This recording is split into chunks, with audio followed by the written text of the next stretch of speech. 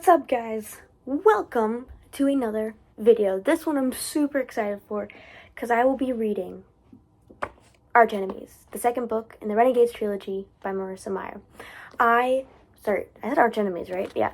I loved Renegades, 5-star book, enjoyed it immensely. It was also my longest book in March. Fun fact for you.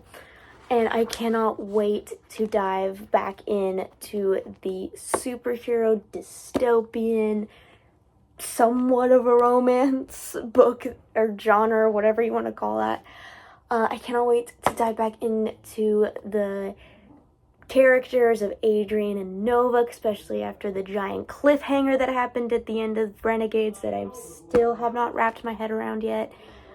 So I'm super excited, and this video is going to be following me reading this, and obviously if you've watched any of my previous videos, I will give you guys updates throughout my reading journey.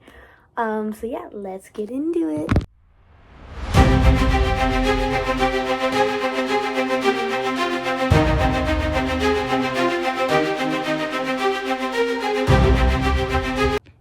Hey guys, back with the first update. That's a lot of energy. I can't believe I'm having this much energy. So I am now 23% of the way through this book, on page 132 on chapter 15. No, 13. I can't read apparently. That's ironic to say in a reading video. And I'm loving diving back into these characters, back into seeing Nova with her double life and her interactions with her friends and with Adrian. Actually, the first 5 chapters in this book were just Adrian's POV, so that was interesting. I was kind of expecting to start up in Nova's. So this book, I think, takes place a couple of weeks or a month after the ending of Renegades, the first book in this trilogy. Because from what I'm getting at is that some of the stuff, they've talked about it, is what the major event that happened at the end of Renegades was a while ago now. So there is that. So I was like, oh, so we kind of, okay. And they kind of just threw us right in there, opening up with patrol time. I was like, okay, yeah, we're starting right back up again. I think one of my favorite things about this book is not only the dual POVs, the switching POVs of both characters, but also just getting to see both sides of the story. We're getting both the anarchists and the renegades, and their aspects on justice and the code and law and just morality. And it's super interesting, and also getting to see Nova and Adrian's struggles with, because you see this a bit in the first one, but I think they dive a little bit more into this one. They dive a bit more into Nova being because she's been with the Renegades for a while now, pretending to be a renegade, as you find that out on the back of the first book. Okay, I'm not spoiling the first book for you. And she's kind of getting to know a bit about their code and their morals and things like that. And she doesn't like them still. She doesn't really trust them, and she doesn't agree with them. And then she's with the anarchists, but she's kind of getting both of these points of views on prodigies, the people who have superpowers, and kind of their outlooks on them are this, she doesn't feel like they're fighting for the same thing anymore as she originally believed.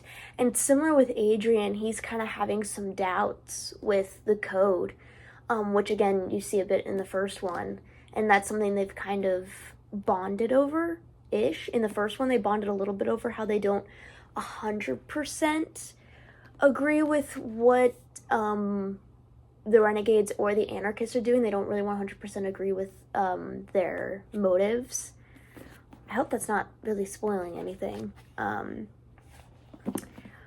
But it's just super interesting to see kind of the inner turmoil of these characters, especially after just reading Hunger Games. That was the book I just got done reading.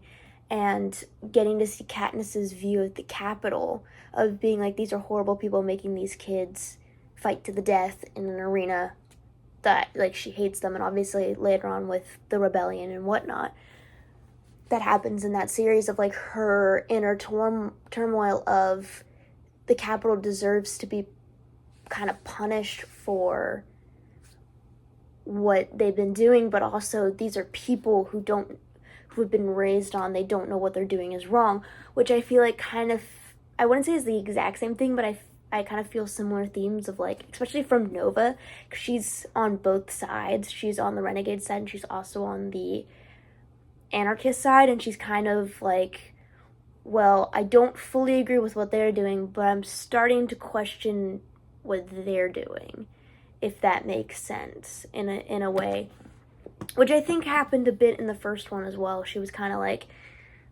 what, like, specifically with a certain character, the Detonator, which you meet very early on in the first book. She kind of had some issues with that. They had issues with each other. There was some problems and very weak trust, I guess.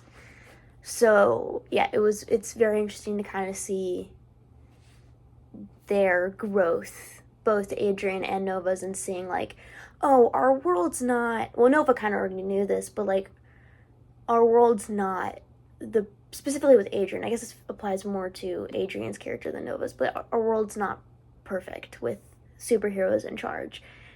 He's starting to realize that a bit more, while Nova's starting to think, like, she's kind of being pulled in two different ways, like her morals and then her loyalties are kind of causing her doubt and issues, and I think that's really interesting, and I'm only 23% of the way through, and that's what I've gotten so far from this. Yeah, so I will keep you guys updated. You will see me again obviously in the next clip, and hopefully by then I'll probably be like 40% of the way through the book, maybe 50. And yeah, I hope you guys are enjoying this video, even though it's only been like 2 clips. But yeah, I'll see you guys in the next clip. Guys, and I'm back with another update. So I am now 50% of the way through Arch Enemies on chapters 27, page 290. Whoops, wrong number. Page 279. And it's getting really good now, and there just was a discovery that really kind of changed the course of one of the characters' lives, and I thought that was so good. And Nova just had this really cool conversation with a character that I can't name because it may spoil some of it, about kind of her outlook on life and morals. Again, this book has a lot of like, you know, people questioning their stances in morality and with superheroes, and like, do they deserve to get the credit for stopping the bad guys, or should they have, or the bad guys really bad guys, and all of that, like, kind of inner turmoil and questioning of belief and things like that. So it's super interesting. And I'm gonna tell you right now, the next time you'll see me, I'll most likely be done and have my full thoughts compiled and put together, and my rating and stuff. But yeah, I'm gonna say this right now, I would totally recommend this series, even though I've only read technically, I guess, 2 books in it. To really anyone, guy, girl, like whatever age. I would recommend this to my 12-year-old little brother, but also to my almost 20-year-old older brother. And obviously I'm me, so a female as well. I think it would be really interesting, especially for people who like Marvel or DC or any type of kind of superhero-esque thing, and you want to kind of dive into maybe a book, and you're like, I really enjoy like watching a Marvel movie or reading a comic book. I'm a Marvel fan, so that'll probably come up in later on videos. I would definitely recommend Renegades, the Renegades trilogy by Marissa Meyer. It's really good, and I could definitely see people or kids of like all ages enjoying this series. Specifically boys. I feel like there aren't very many books out there that I can recommend to like teenage boys, but I definitely recommend this. I think they would really enjoy it. Now, obviously, there is a tad bit of romance, very much a subplot. I don't know if that's really going to become a bigger part later or in like the 3rd book, but right now it's still pretty heavily a side plot. So if you don't really want to read about that, it's not super prominent in my mind. Maybe a little bit more in this one than it was in the first one. But yeah, I would definitely recommend this to really any any age, or even if like a parent wants to read this out loud to their kid, if they're like in elementary school, I'd still recommend it. There may be some things in this that might be harder for elementary school kids to grasp, some thoughts and themes, but it would start, I think it'd be a good conversation starter with them. So yeah, again, I'm like 50% of the way through, and I'm so excited to finish this book. I always feel like whenever I hear someone say that, I'm like, are you enjoying it or are you not enjoying it? If you know what I mean. I'm enjoying it. I'm really excited to get to the ending and see how this one ends, because I think the next book I'm reading is Finale, which is the third and final book in the Caraval trilogy, so I'm actually really excited to get to that, so then I can read Once Upon a Broken Heart. You'll hear that in a minute. So yeah, I hope you guys are enjoying this video so far, and yeah, I'll see you guys in the final clip.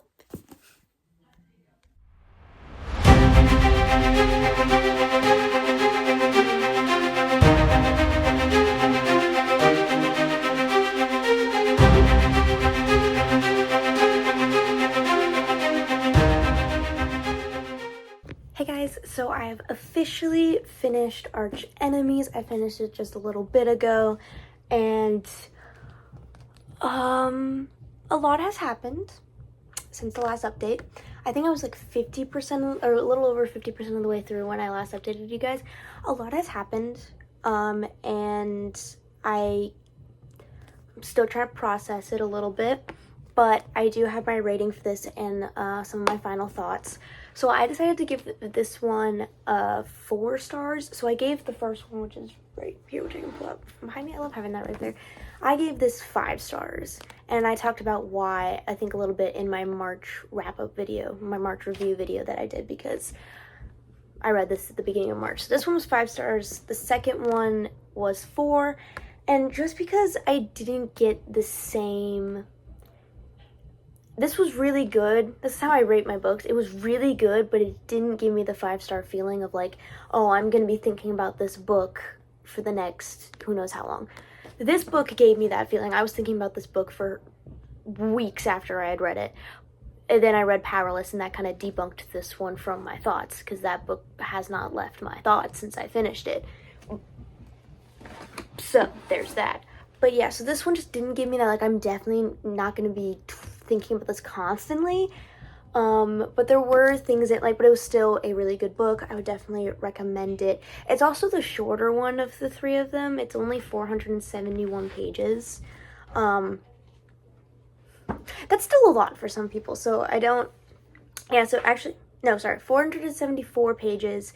To reiterate, it's a sci-fi, dystopian, superhero esque book, and I would say it's really easy to read, and even for how long it is, the setting and story and plot is great. I loved being able to continue on with these characters that I had already gotten really attached to in Renegades and getting to read more about them.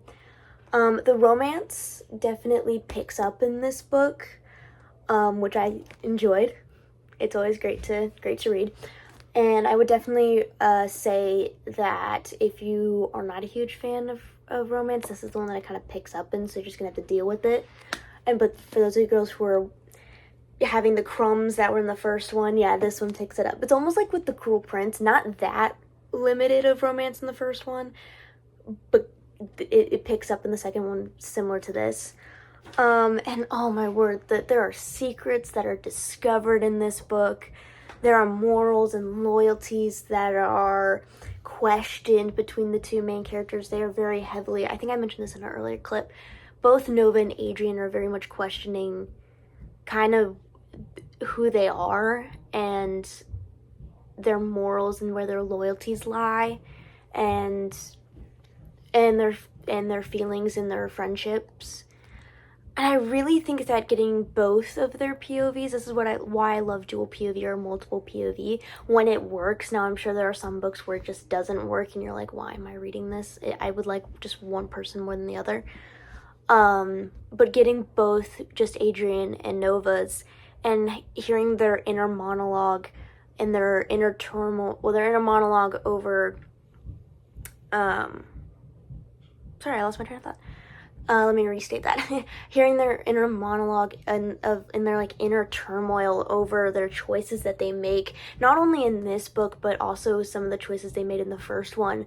Them just questioning, like, was this the right decision? I'm regretting some of this now, and that kind of plays into, Nova's questioning her loyalties a little bit, and she's like, no, I can't do that. And it's so good, and I just kind of that good versus evil pull in their own lives of where it's like, am I the bad guy, or can I be a good guy, or that sort of thing, where like with Nova it's like, can I be a good guy?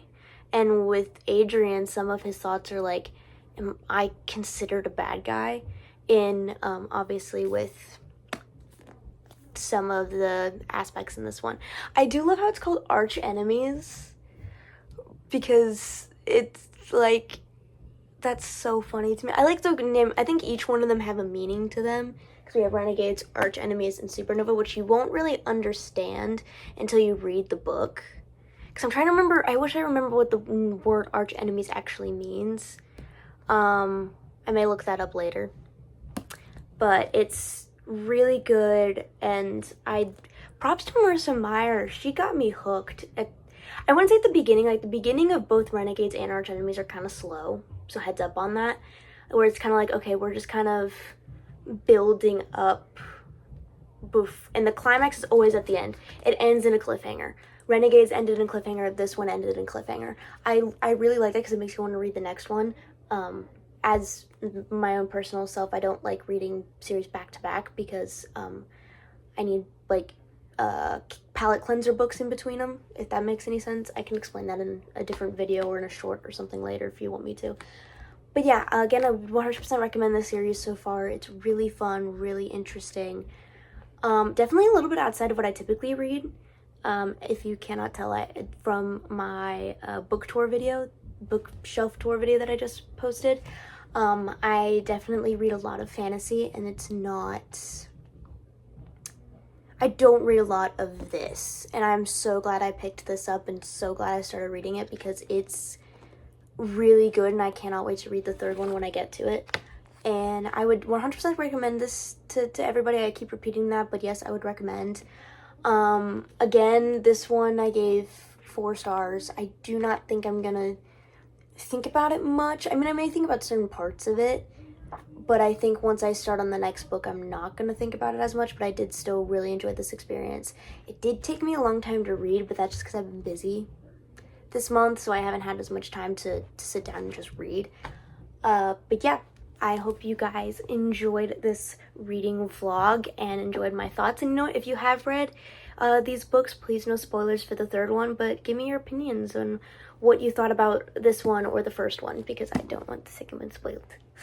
And yeah, so I will see you guys in the next video.